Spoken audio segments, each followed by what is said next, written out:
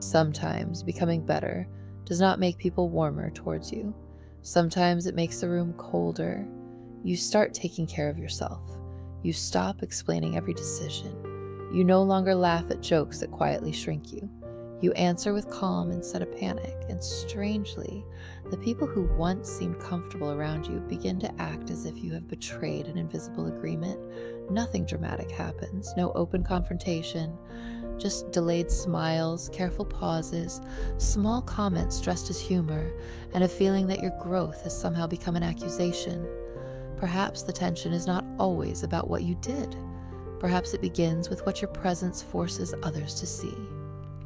If this feels uncomfortably familiar, stay with Mind Psypher for a few minutes, not to blame anyone, but to understand what may be happening beneath the surface.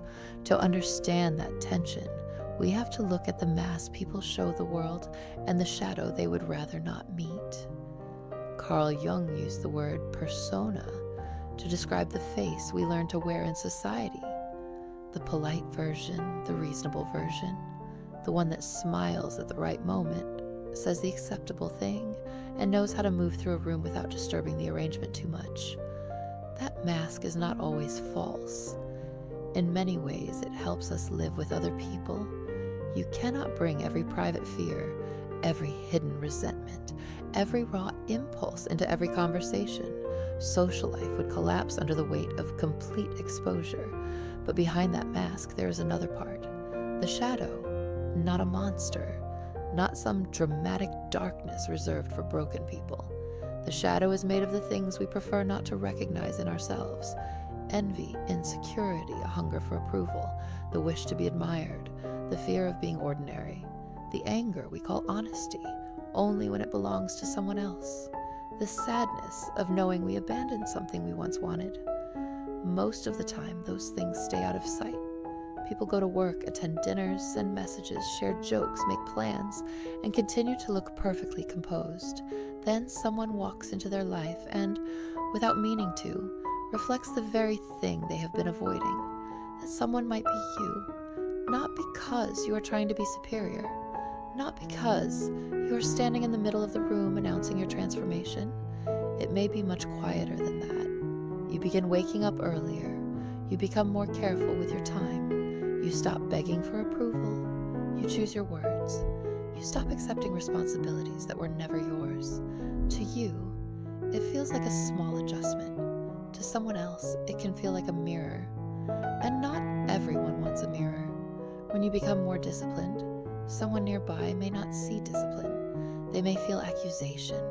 They may hear a question you never asked. Why am I still in the same place? You did not say it. You may not even be thinking about them.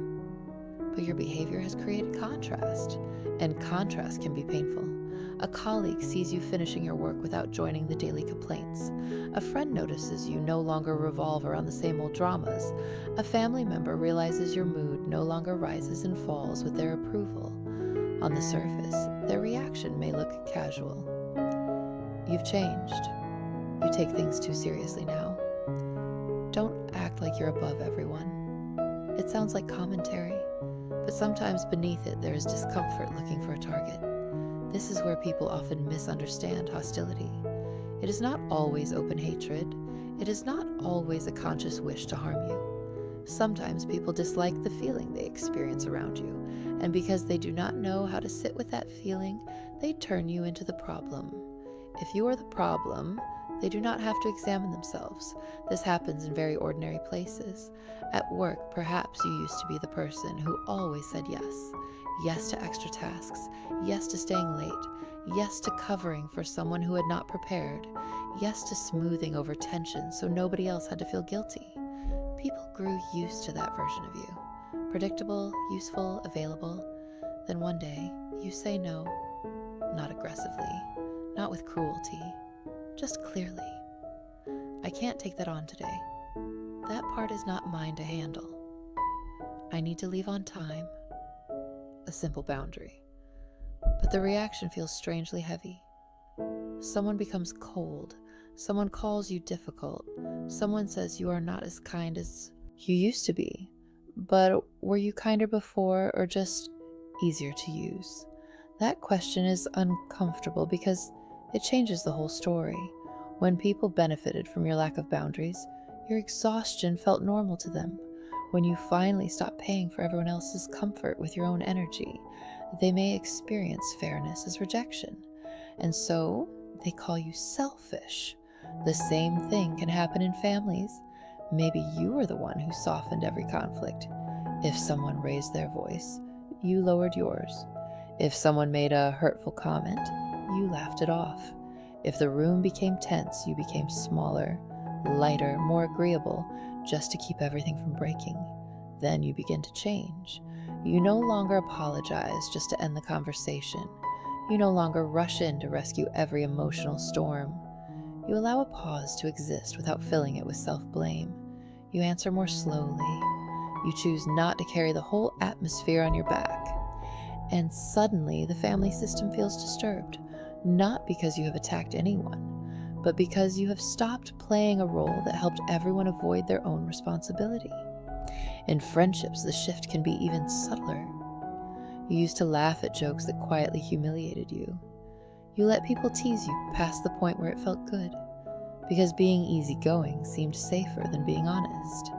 You sat through conversations that reduced absent people into stories and labels, even when something inside you felt uneasy. Then one evening, you simply do not laugh. You do not give a speech.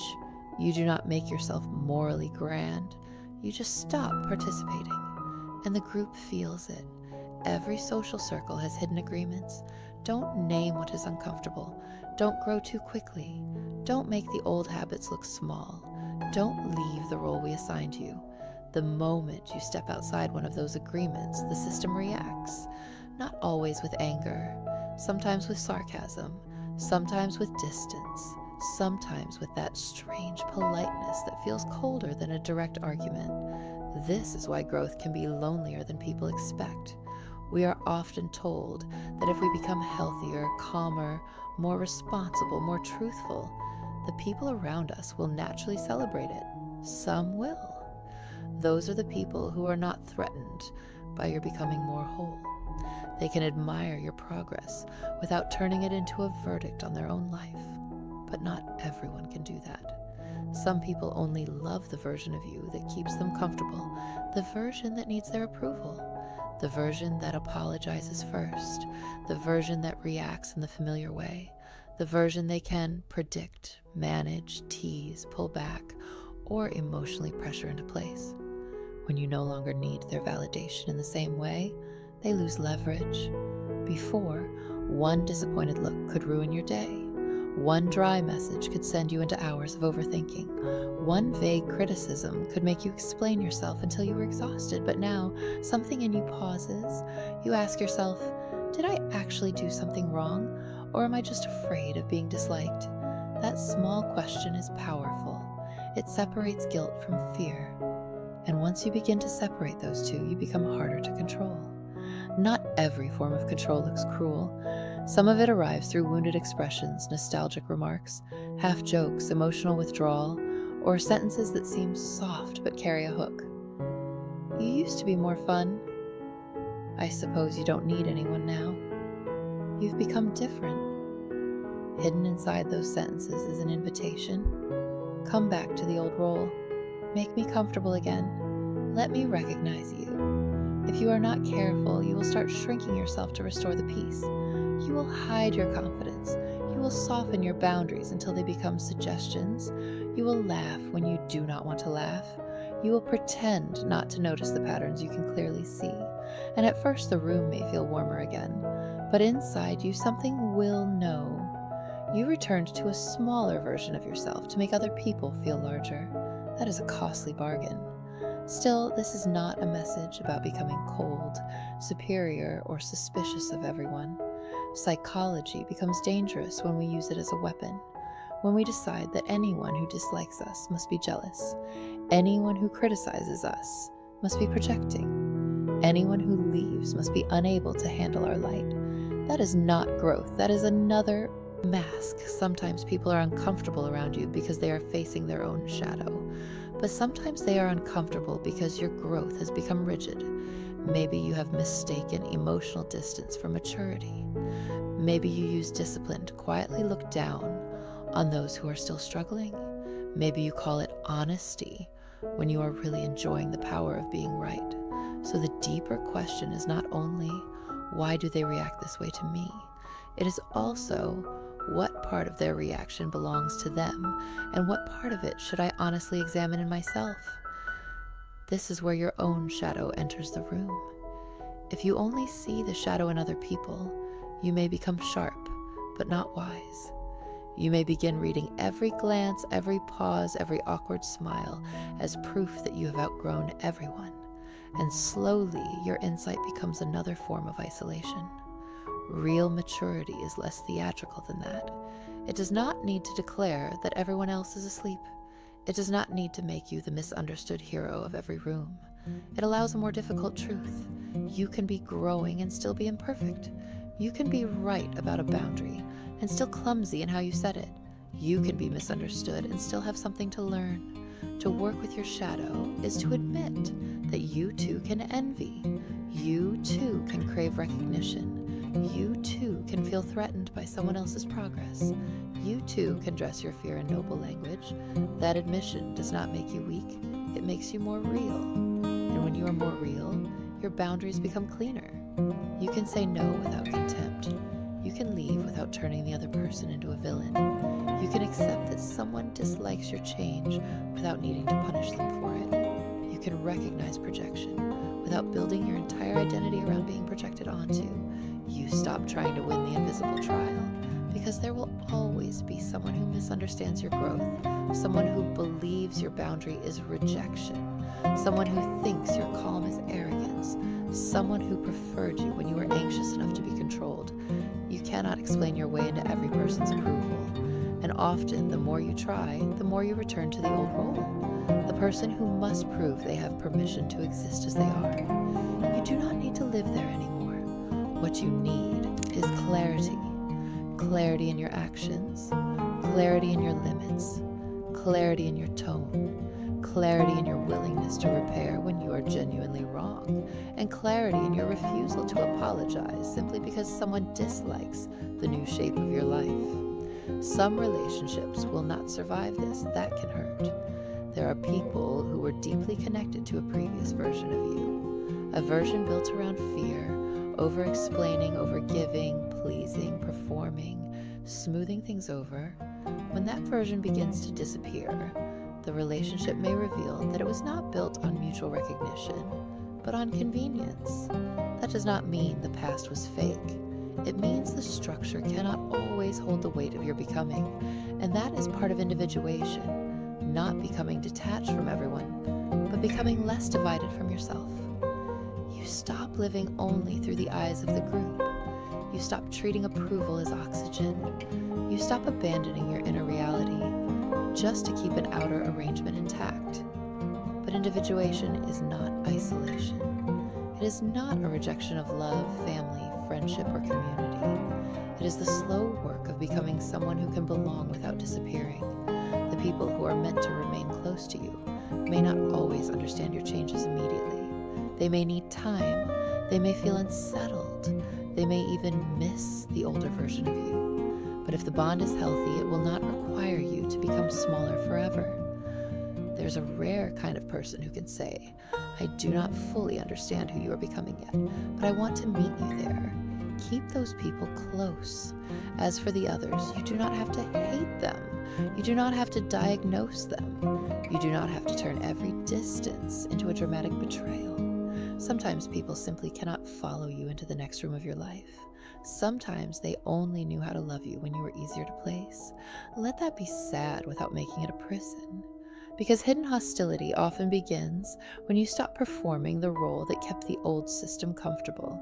You stop being the one who always bends, the one who laughs things away, the one who absorbs tension, the one who asks for approval before making a choice, the one who makes their own light dimmer so nobody else has to look at what they have left in the dark.